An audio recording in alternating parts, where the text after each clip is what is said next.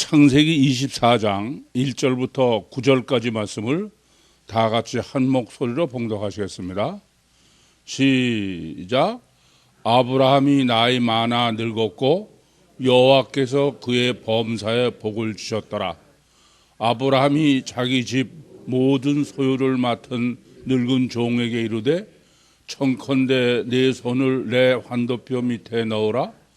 내가 너로 하늘의 하나님 땅의 하나님이신 여호와를 가르쳐 맹세케 하느니 너는 나의 거하는 이 지방 가나안 족속의 딸 중에서 내 아들을 위하여 아내를 택하지 말고 내 고향 내 족속에게로 가서 내 아들 이삭을 위하여 아내를 택하라.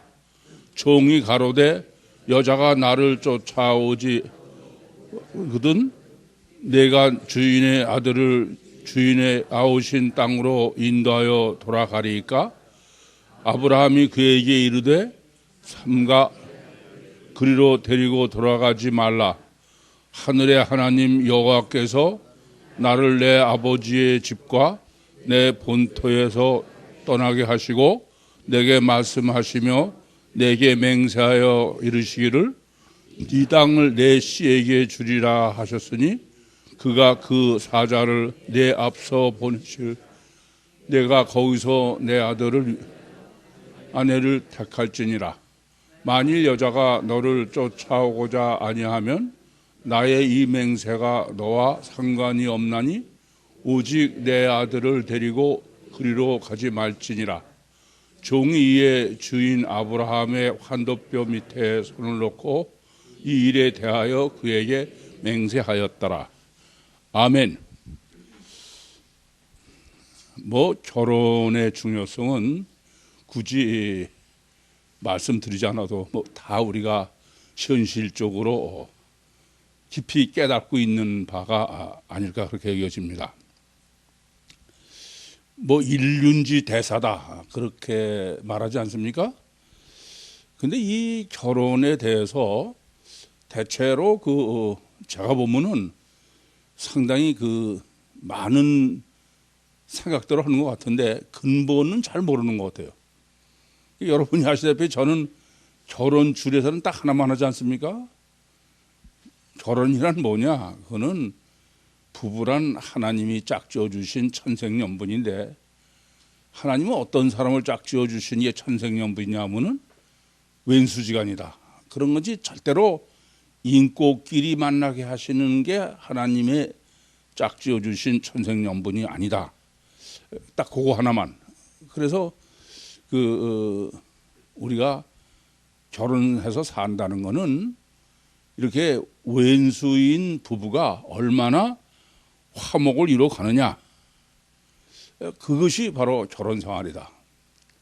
이렇게 하나님은 부부가 왼수끼리 만나는 것이 하나님의 뜻이기 때문에 그래서 영 결혼할 마음이 없던 사람도 하나님이 짝지어 주신 사람을 만나면은 콩코프로 씌워가지고 천에 그런 천생연분이 없다. 그래서 결혼을 하는데 결혼하고 나면은 그 다음날부터 땅을 치고 후회하죠. 그러나 그것이 바로 하나님의 뜻이라는 사실을 깊이 깨닫지 못하면은 그건 결혼도 사실은 저는 그게 실패한다고 생각해요.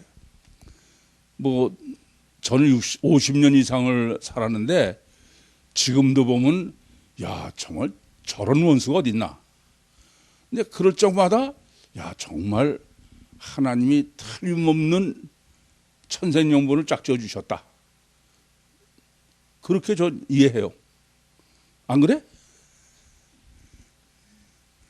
아니 실제예요. 이건 굉장히 중요한 문제입니다. 하나님이 누굴 짝지어 주셨냐. 그래서 부부는 이게 결혼하기 전에는 우리나라에서 애들이라고 하잖아요. 아이. 결혼해야 이제 인격체가 된다. 그런 말은 늘 왼수와 화목 훈련을 해야 되는 게 하나님의 뜻이기 때문이다. 아니 가와만사성이라는 게 무슨 말이에요? 부부가 화목하지 않으면은 이룰 게 없다. 반대로는 부부가 화목하는 게 전능성이야. 그러기만 하면 못할 게 없다는 얘기죠.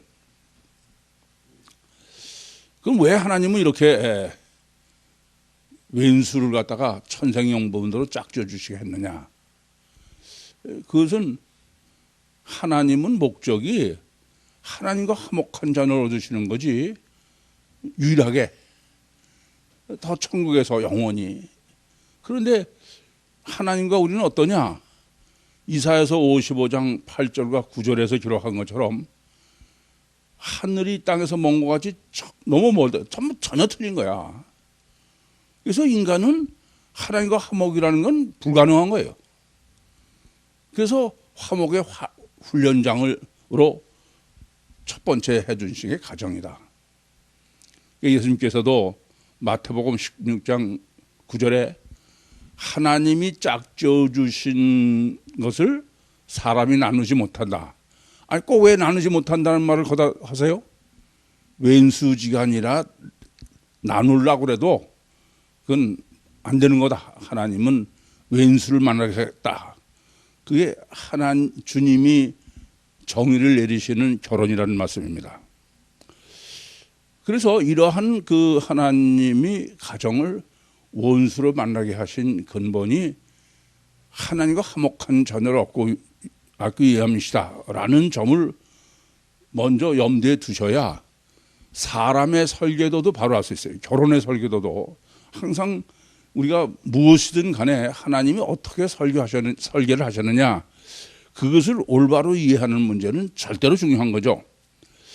하나님께서 그 부부를, 가정을 어떻게 설계하셨냐는, 하나님께서 처음부터 부부를 한꺼번에 창조하시지 않고 먼저 아담을 창조하신 후에 창세기 2장 18절부터 25절에 보시면은 하와를, 여자를 창조하시는데, 그것은 돕는 배필일 지리라, 그렇게 한 게 하나님의 뜻이다.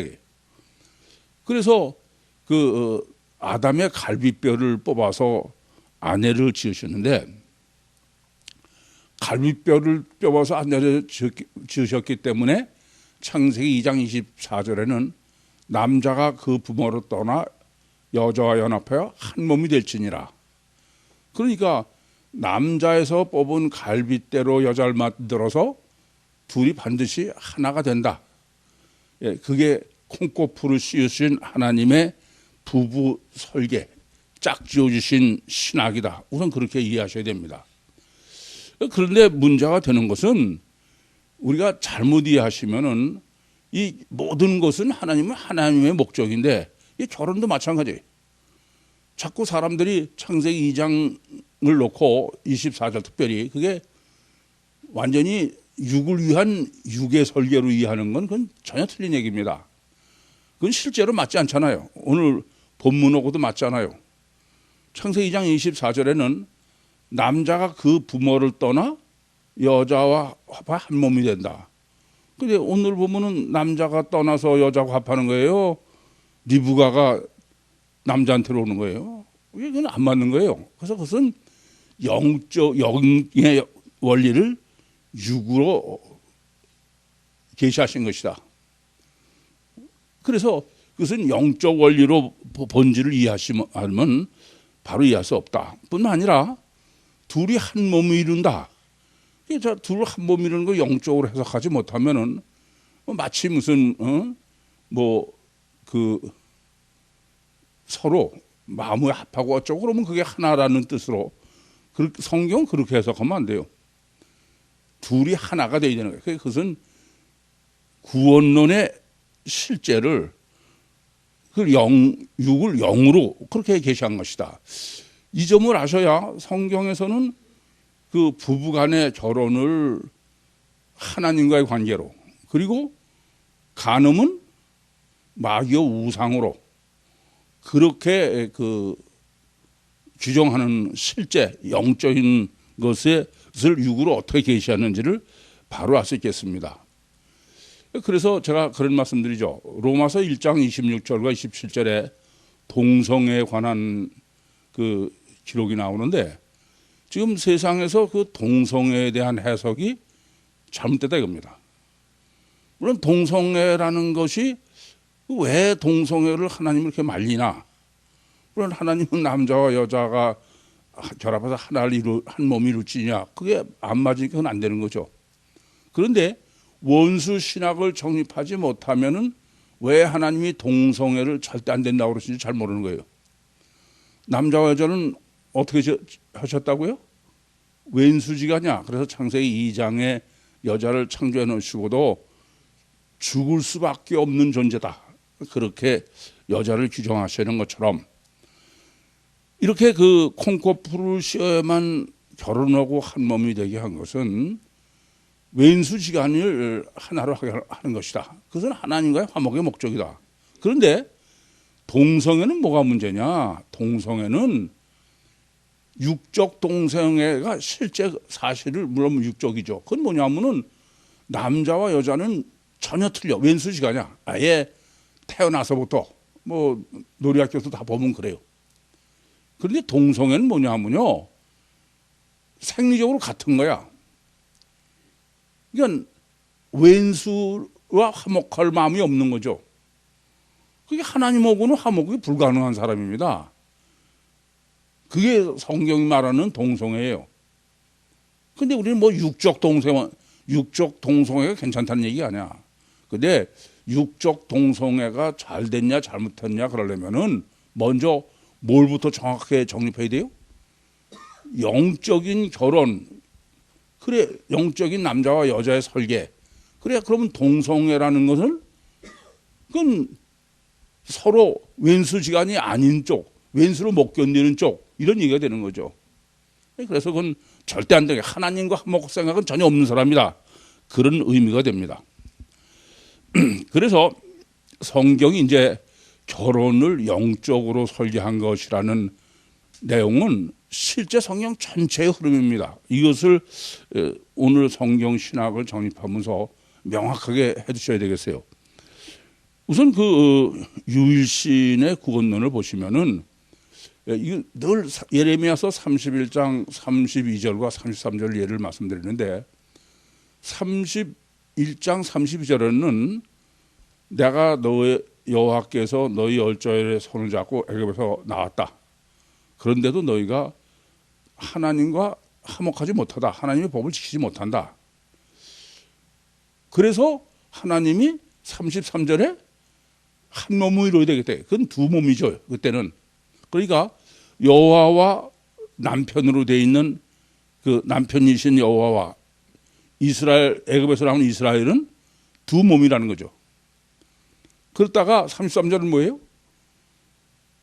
여호와의 법을 마음에 둔다. 그 말씀이 하나, 임마누엘인 거예요.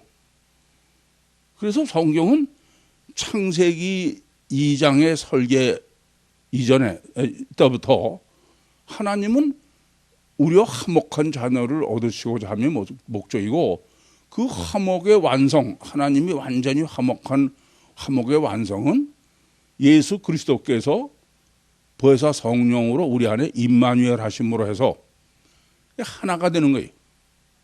그게 가장 완전한 화목의 구원이다. 그래서 아담의 갈비뼈를 뽑아서 하와를 짓는 것도 또 다른 측면에는 그 갈비뼈의 의미가 뭐냐? 그거는 영의 분열이라고 그랬어요. 분열하는 것은 한 성령을 나눠주는다. 나눠줘서 하나가 되게 하는 것은 예수 그리스도의 보혜사 성령밖에 성경은 성취가 없다. 그게 결혼의 신학의 궁극적 목적이다. 그것을 먼저 정확하게 정립해 가지고 계셔야 되겠습니다. 그래 오늘 본문도 사실은 그 올바로 우리가 정립할 수 있겠어요.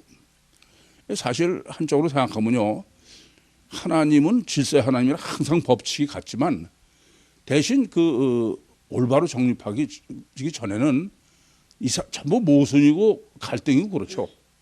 그건 결혼에 있어서도 사람 창조의 설계에 있어서도 구원에 있어서도 그건 동일한 법칙이다. 그렇게 이해하셔야 되겠습니다. 그래서 오늘 본문이 중요한 것은 창세기 2장은 이제 결혼의 설계도고 본문은 이제 실제 결혼, 그러니까 내 그 첫 단추다.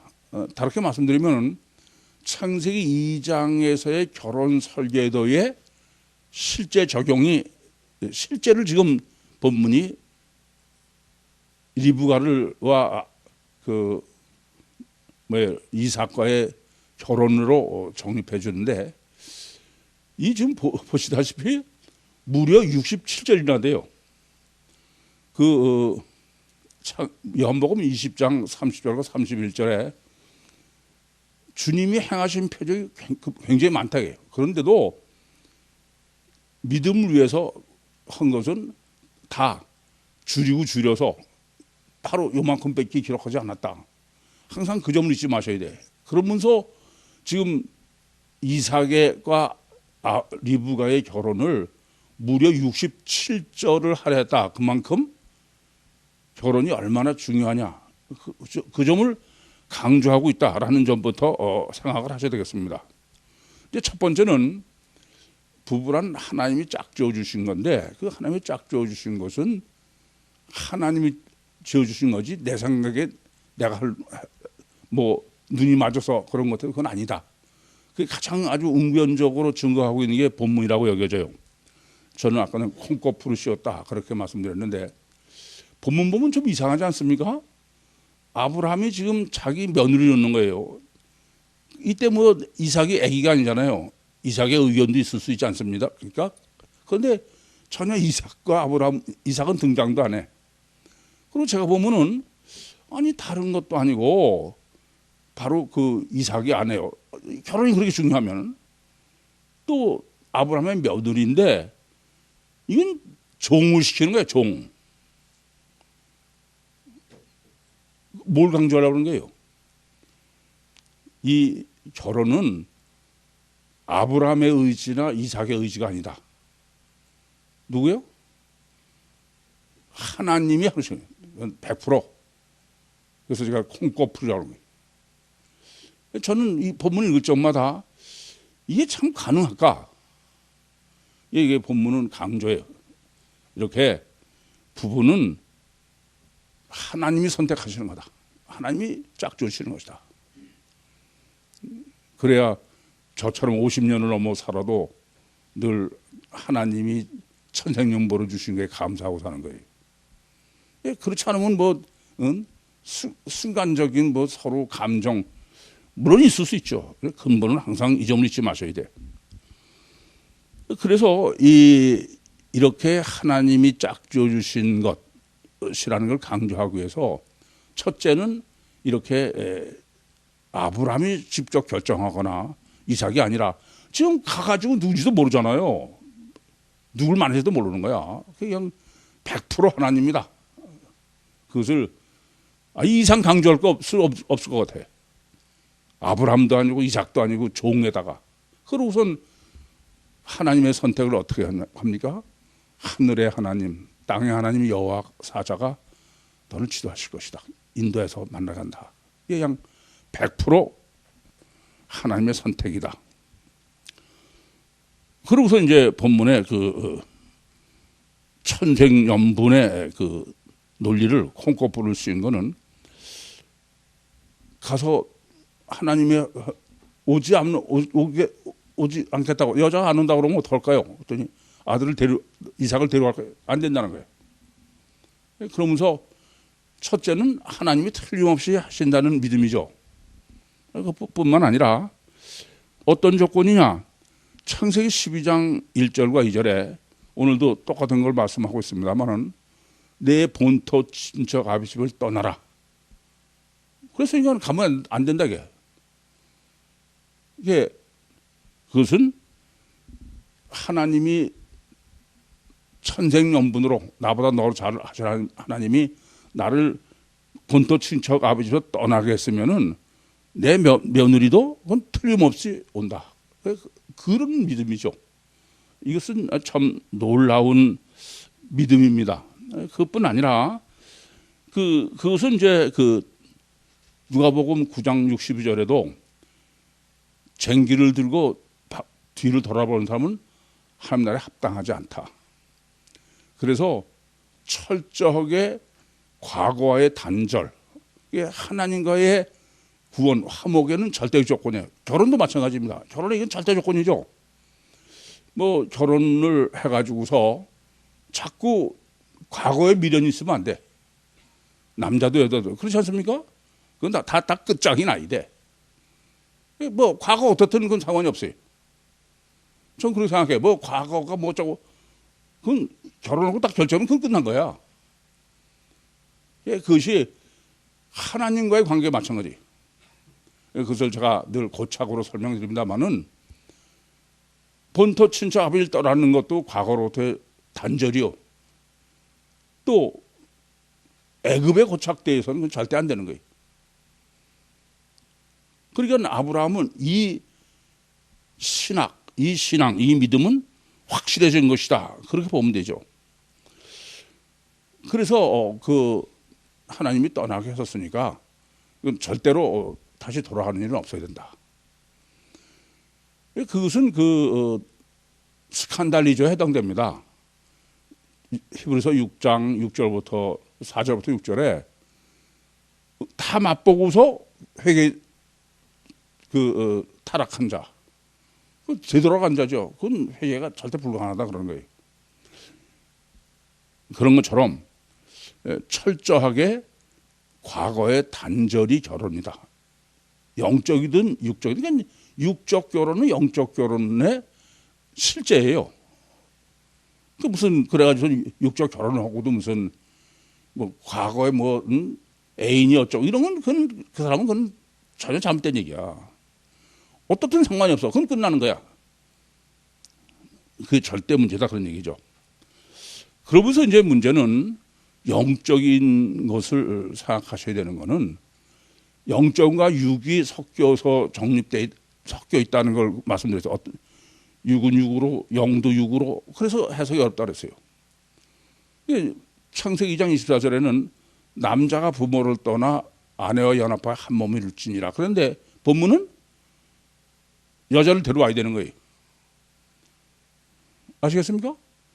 이건 또 다른 측면에서 정립을 해야 됩니다. 그러니까 성경은 그때 이건 뭘 계시하시는 것이냐 그 점을 깊이 생각해야 돼요. 여자가 와야 된다는 점은 그 결혼에 있어서 아주 절대 문제예요. 또 그건 영적으로 왜 그러냐 그 점을 생각해야 되는 것입니다. 그 성경적 결혼을 보면은 특징이 있어요. 결혼은 늘 여자를 초점이 맞춰 있어. 항상 이 점을 잊지 마셔야 돼. 지금 성경에 기록되어 있는 결혼을 보면요. 지금 그 이삭이 67절이나 되는 가장 실제적인 첫 단추니까 강조하고 있죠. 그 다음에 누구가 결혼이 성경 강조해요? 야곱이에요. 근데 야곱은 네 여자하고 결혼해. 그 야곱 결혼은 우선 그 아람 땅으로 갈 때 가는 것은 무슨 구실로 결혼 구실로 가는 거죠. 그러니까 그 에서가 가나안 여자를 아내로 취해서 그게 이삭과 리브가의 마음에 안 들어서 그래서 이제 리브가를 데려온 것처럼 그래서 라반을 보낸다. 그럼 안 되는 거 아니야? 똑같이 데려와야지. 근데 라반 이번에는 야곱이 가는 거 아닙니까? 그것은 결혼을 빙자로 지금 에서가 죽일까봐 한 거죠. 그러니까 무슨 말씀이 되냐면은 육과 영이 다 이제 합해진 게 그때부터. 그래서 가서 실제로 아내를 얻는 거는 4명. 그 4명도 레아와 라헬은 정통이라고 그러고 나머지는 여종 아니에요. 그래서 야곱부터 이제 그 단일 혈통으로 영적 혈통으로 이어든 게 12지파로 갈리도록 하나님께서 섭리하신 것이죠. 그 다음에 이제 그 유다 결혼이죠. 유다는 누구예요? 다말. 그게 성경의 강조법이다. 모세는 사실 모세의 본처도 이방인이에요. 그죠? 안 그렇습니까? 본처가 유대인이 아니에요. 근데 구수 여인 때문에 이제 문제가 생기잖아요. 그러니까 그것은 육적인 건 아니다 이미. 그래서 하나님께서 그 아론과 미리암한테 너희는 겉만 보고 환상이나 꿈으로 계시하는 수준이고 대면에서 명백하게 하는 건 모세니까 영적인 것이 육이 아니다 그런 말씀이 되는 거죠. 이제 그러시고 우리가 결혼 때문에 여자의 문제로 하나 더 해석해 정립해야 될 중요한 문제가 있어요. 그 뭐냐면 밧세바예요. 육조로 보면 다윗 그 말이 됩니까? 그 충성스러운 자기 부하의 아내를 간통을 하고 그것도 그러기 위해서 적의 손을 빌어서 죽이고 그러고선 밧세바를 아내를 취한 거예요. 근데 심각한 문제는 그 사실 육적으로 보면은 사울보다 다윗이 정말 나쁜 놈이죠. 근데 하나님은 굳이 또 밧세바의 아들인 솔로몬을 사실은 다른 측면에서 예수 그리스도의 예표입니다. 왜냐하면은 성전을 누구 버려지라고요? 솔로몬 지라고 그러신 거예요. 그러니까 무슨 말이냐면은 예수님 족보에도 다 기록된 여자들의 문제는 영적으로 봐야지 육적으로 보면 안 된다. 그래서 제가 누누이 말씀드려. 이게 바벨론 포로시에 돌아와가지고도 느헤미야나 에스라서에 보면은 육적인 순혈주의로 뭐 아주 그냥 믿음을 지키는 것처럼 그래서 신약에 와서도 우리가 보면 사마리아 사람을 상종도 안 하는 그건 아예 결혼 신학 자체가 전혀 정립되어 있지 않아서 그래. 이해되시죠? 이제 그러면서 그 생각할 문제는 그럼 왜 하나님께서는 이렇게 하나님과 화목하기 위해서 그 훈련으로 왼수하고 만나게 했다. 그건 이해가 되죠. 그 우리가 지금까지 정립한 거로는. 그러면서 하나 더 생각할 게 있어요. 하나님은 그렇게 왼수로 그 부부를 만나는 것뿐이 아니라 나 자신도 왼수 둘이 있게 해놓은 거야. 이중체예요. 아시겠어요? 육과 영은 어떻다고요? 왼수시가냐? 이건 아주 철저한 법칙이에요. 다르게 말씀드리면은 내가 나 자신에서 갈등하고 그 갈등의 조화를 이루는 것이 궁극적인 목적이야. 이건 자기 자신이 갈등 없고 모순 없이 그냥 있는 사람, 그 사람은 그건 구원받기는 아예 틀린 사람이에요. 사람은 불가항력적 두 요소가 있어. 육체 우선이요. 또 그 반대인 영이. 이 정반대의 모순이 한 몸에 이루고 있는 거예요. 그러니까 다르게 말씀드리면 사람은 어려서부터 모순과 갈등 속에 있어야 되는 거예요. 그게 당연한 거예요. 그리고 그것이 겉으로 나타나는 게 부부지. 하나님은 느닷없이 그냥 잘 지내고 있던 사람을 부부로 훈련시키는 게 아니야. 그래서 실제로 모순과 갈등에 고민 안 하던 사람이 결혼하면은 그 사람은 사실은 바로 되기 굉장히 어려운 거예요. 안 그렇겠어요? 그래서 하나님은 아예 태어나서 아니 극단적으로 하면 모태에서부터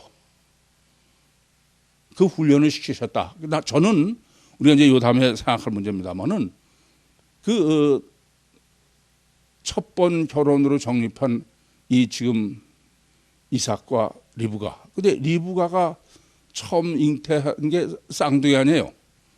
에서와 야곱. 야곱과 에서가 몸속에서부터 어떻게 됐다고요?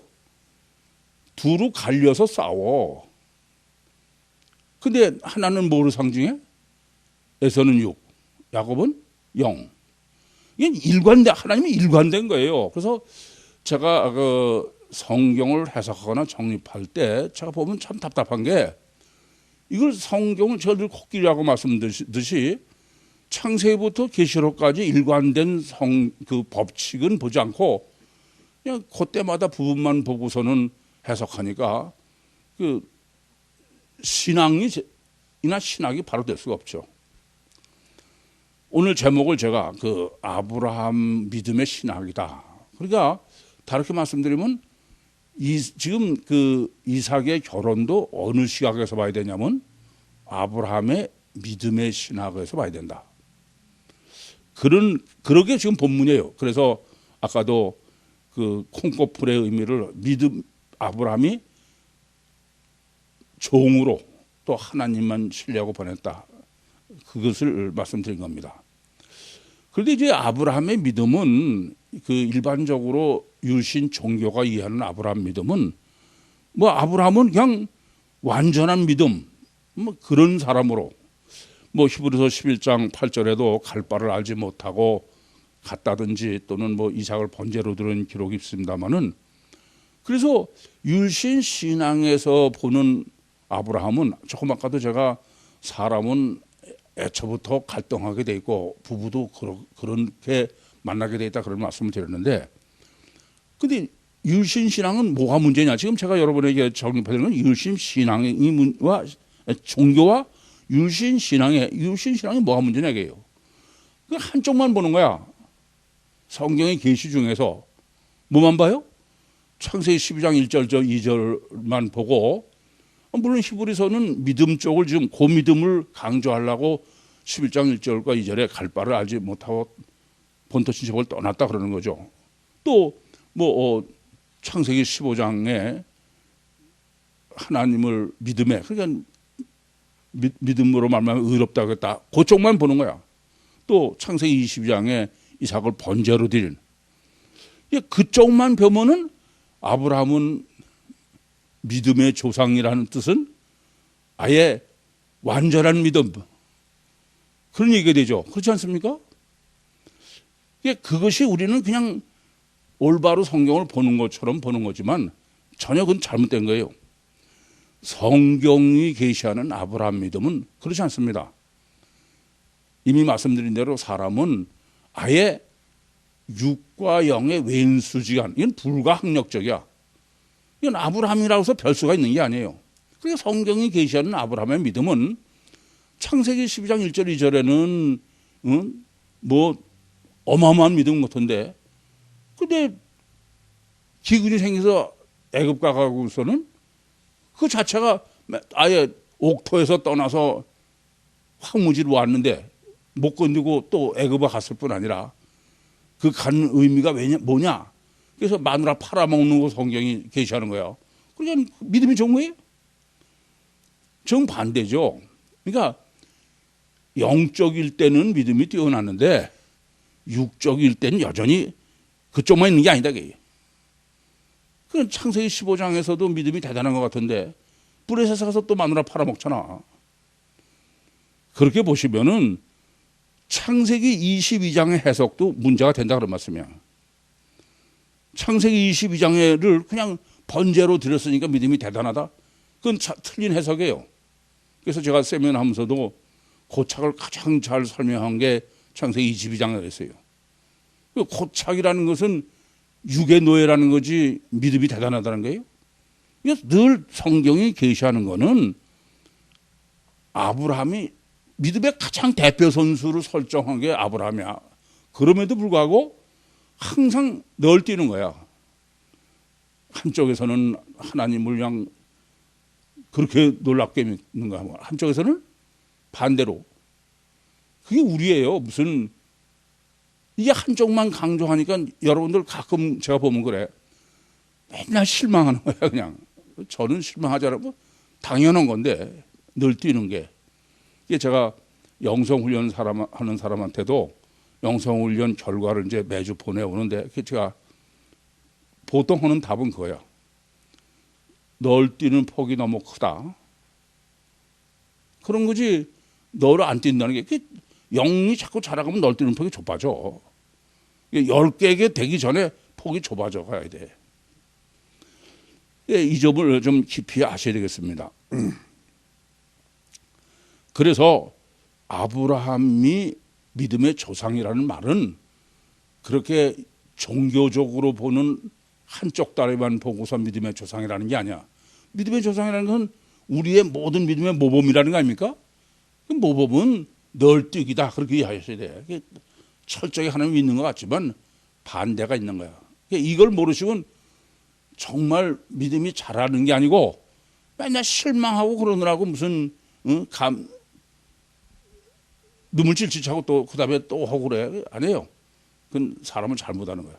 아시겠죠? 이제 그러다가 오늘 이제 본문은요 어떤 의미냐 하면은 아브라함의 믿음이 이제 완성돼 절정에 이른 거다 그런 의미가 됩니다. 그러니까 창세기 22장에 이삭을 번제로 드리고 창세기 23장에는 하나님이 본토 친척 아버지부터 떠나 갈대아 가나안으로 가라. 그냥 왔으면 되는데 굳이 막벨락으로 사는 거예요. 그것은 영적으로 이제 제대로 잡힌 거다. 그래서 막벨라 구레는 아브라함과 사라, 이삭과 리브가 그리고 야곱과 레아만 거기까지예요. 영적 순혈의 의미로. 그것을 지난번에도 그 야곱이 장사를 거다 지내게 된 거는 몇 년 후에요? 최소 167년인가요? 그런 후야. 그것을 영적으로 다 알고 이런 의미가 되죠. 막발라구를 샀다. 그게 이제 정말 완전한 아브라함으로서의 믿음의 절정에 이르렀다 그런 얘기예요. 그러고서 오늘 본문인 겁니다. 오늘 본문의 아브라함이 이건 자기가 하는 게 아니야. 근데 어느 정도 하나님을 신뢰하냐면 이렇잖아요. 아니 그 종이 가서 어떻게 할지 그것까지도 하나님을 다시 믿는 거야. 아니 제가 하는 것을 모르지만은 저 사람이 보내서 어떡할까? 그는 불안하잖아요. 그래서 제가 애들도 요새 놀이학교 애들이 그냥 자기들이 뭐 가서 표도 사고 그래가지고서는 춘천에 가서 다 헤매고 그래도 저는 다 보냈는데 이 생각을 늘 하는 거야. 하늘의 하나님 여호와께서 다 길을 지켜주신다. 그 믿음을 지금 저도 걱정이 되죠. 그러면서도 기도하면서 보내는 거는 그래야 걔들 믿음도 키우고 걔들 엄마들 믿음도 키워 제 믿음도 키우고. 제일 어려운 거는요 내가 하는 것보다 다른 사람을 하나님이 하실 거다 그렇게 해서 전권을 맡겨서 다른 것도 아니고 며느리 선택권을 준다는 얘기는 하나님을 얼마나 믿느냐. 그래서 사실 본문이 말하는 의미는 지금 아브라함의 널뛰기 신앙이 믿음이 지금 어디까지 왔냐면은 아브라함의 완성이다. 그래서 끝나는 게 오늘로 이해되시죠? 그럼 이제 아브라함의 신앙이 이것이 완성이냐? 지금 구절을 저 1절부터 9절을 보시면은 뭐로 시작해서 뭐로 끝나냐면요. 환도뼈 맹세에서 환도뼈 맹세로 끝나. 그죠? 그 안에는 환도뼈 맹세의 샌드위치다. 그런 말씀이랑 마찬가지야. 다르게 말씀드리면은 아브라함의 지금 그 환도뼈 맹세 안에 것만 보면 아브라함의 믿음이 대단한데 환도뼈를 보면은 어떠냐? 그게 문제인 거예요. 그래서 먼저 맹세 신학을 정립해야 돼. 이 본문의 의도가 일부러 또한 그 언약의 신학으로죠. 우선 이것도 마찬가지입니다. 율신 종교에서의 맹세 언약의 이해와 율신 신앙에서의 맹세 언약의 이해는 다릅니다. 우선 그 성경에서 뭐 지난번에도 정리해 드린 것처럼 맹세나 또는 약속에 관한 거는 지금 그 돌무더기 약속이 있다고 그러죠. 맹세. 이게 돌은 변하지 않는다. 그래서 돌을 놓고 맹세하는 거죠. 야곱이 라반을 피해서 도망오다가 이제 길르앗산에서 헤어질 때 돌무더기 맹세를 하는데 또 하나는 지금 환도뼈예요. 환도뼈는 자손 대대로 이 약속이 이어진다. 불변 그런 의미가 되겠습니다.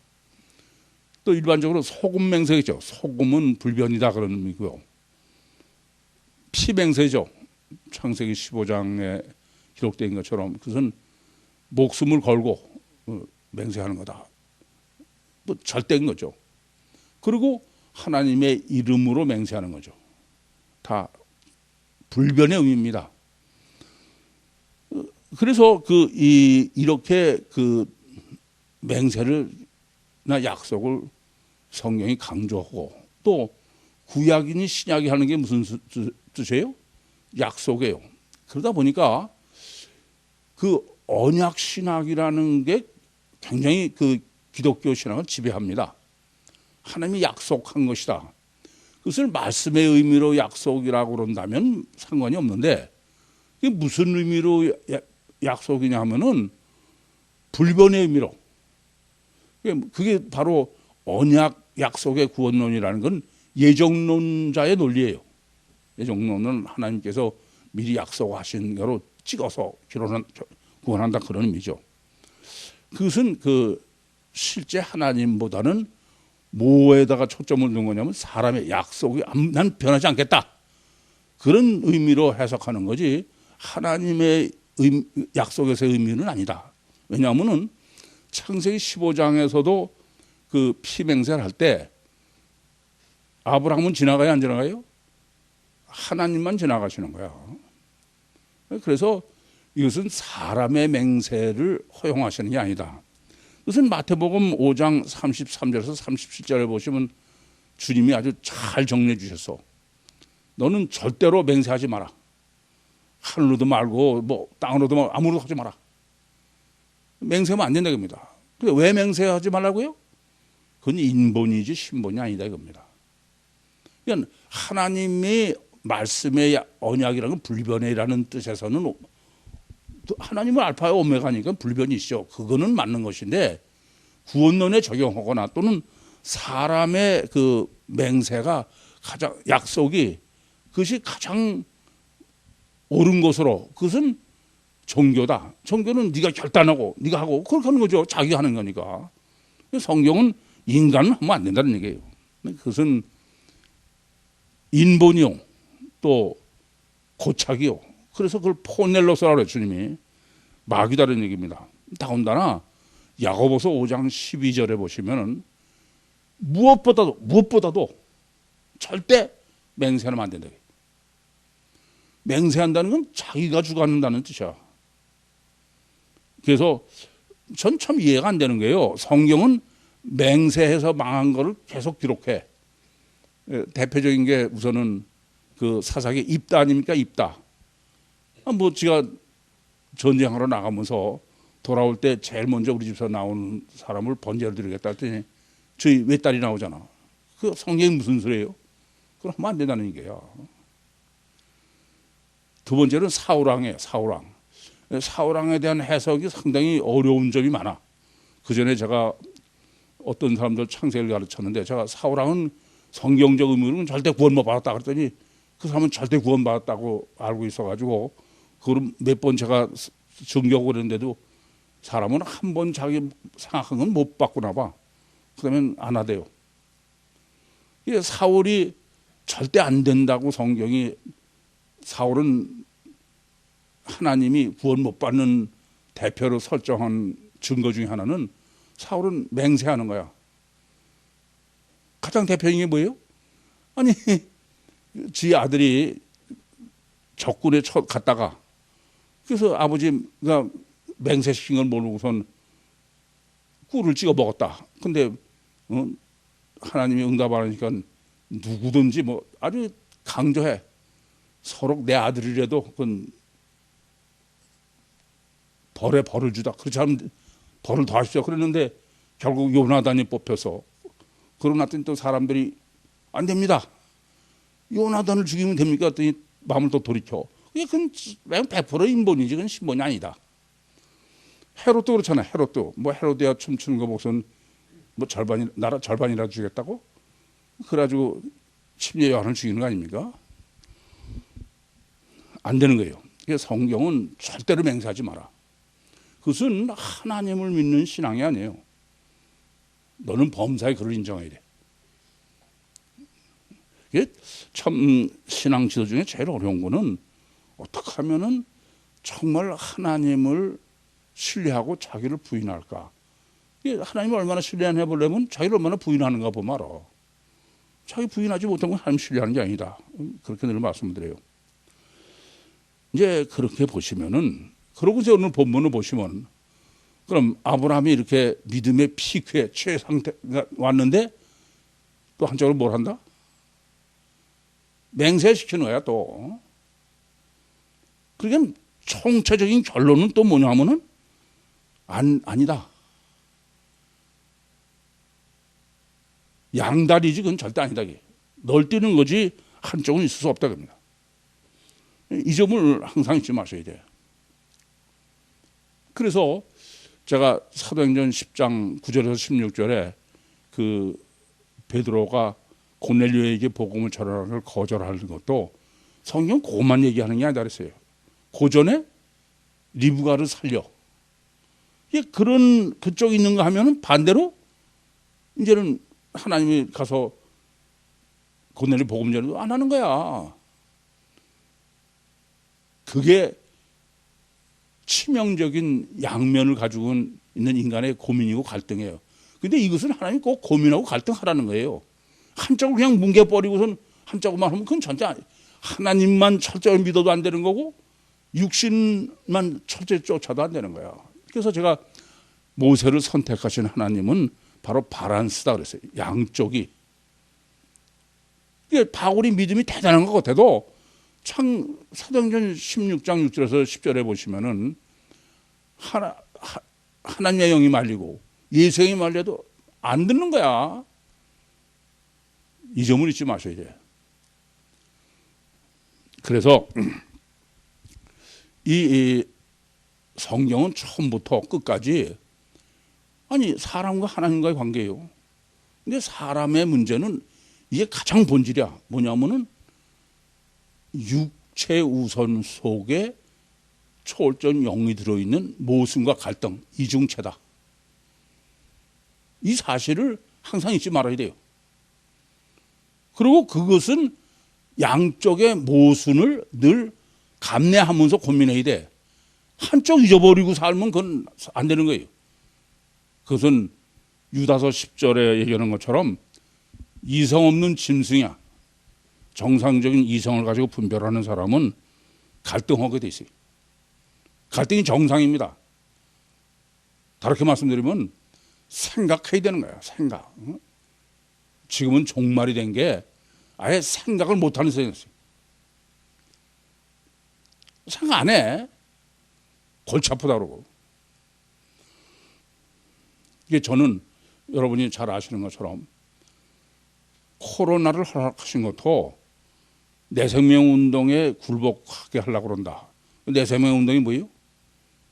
이중체야, 이중체. 육과 영의 원리로 정립한 거예요. 그러기 전에는 그건 사람을 아는 게 아니고 하나님을 아는 게 아니에요.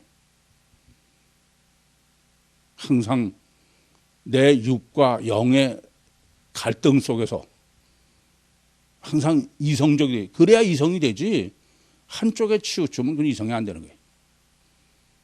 그래야 올바른 분별이 됩니다. 특별히 종말 때는 정말 마태복음 24장 24절 말씀처럼 하스만 있으면 택하신 종들을 미혹하기 위해서 거짓 그리스도와 선지자가 일어나서 큰 표적과 기적을 행한다 겁니다. 그 말씀은 뭐예요?